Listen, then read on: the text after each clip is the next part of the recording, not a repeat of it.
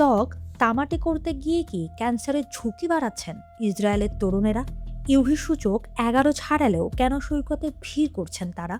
চিকিৎসকেরা বলছেন সাময়িক সৌন্দর্যের এই অভ্যাস দীর্ঘমেয়াদে ডেকে আনতে পারে ভয়াবহ স্বাস্থ্য ঝুঁকি। ত্বক তামাটে করার প্রবণতায় ইসরায়েলের তরুণদের মধ্যে বাড়ছে অতি বেগুনি রশ্মির ঝুঁকিপূর্ণ সংস্পর্শ। শনিবার ৮ আগস্ট টাইমস অব ইসরায়েলের এক প্রতিবেদনে বলা হয়েছে, ইউভি সূচক সর্বোচ্চ ১১ বা তার বেশি থাকলেও অনেক তরুণ সতর্কতা উপেক্ষা করে সৈকতে সময় কাটাচ্ছেন। চিকিৎসকদের মতে এমন আচরণ দীর্ঘমেয়াদে ত্বকের ক্যান্সারের ঝুঁকি বাড়াতে পারে। চিকিৎসকরা মনে করেন সূর্যের অতি বেগুনি রশ্মির ইউভি এ অংশ ত্বককে সাময়িকভাবে তামাটে করে। অন্যদিকে ইউভি বি রশ্মি ত্বকের কোষের ডিএনএ ক্ষতিগ্রস্ত করতে পারে। দীর্ঘদিন অতি বেগুনি রশ্মির সংস্পর্শে থাকলে ত্বকের বিভিন্ন ধরনের ক্যান্সারের ঝুঁকি বাড়তে পারে। এর মধ্যে মেলানোমা তুলনামূলকভাবে বেশি ঝুঁকিপূর্ণ, কারণ এটি শরীরের অন্য অঙ্গেও ছড়িয়ে পড়তে পারে।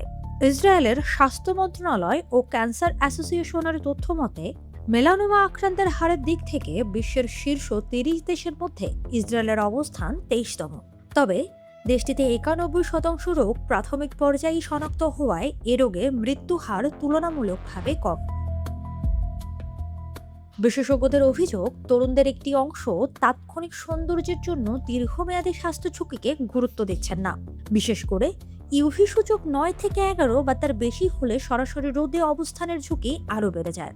শিশু চর্মরোগ বিশেষজ্ঞ ডক্টর এফরাত বার ইলান ও ইসরায়েলের স্বাস্থ্য মন্ত্রণালয় সূর্যের ক্ষতিকর রশ্মি থেকে সুরক্ষার পরামর্শ দিয়েছেন। তাদের মতে অনুমোদিত সানস্ক্রিন, টুপি ও প্রতিরক্ষামূলক পোশাক ব্যবহার করা জরুরি। অতিবেগুনি রশ্মি থেকে সুরক্ষা শুধু ত্বকের সৌন্দর্য নয়, দীর্ঘমেয়াদী স্বাস্থ্য রক্ষারও গুরুত্বপূর্ণ অংশ।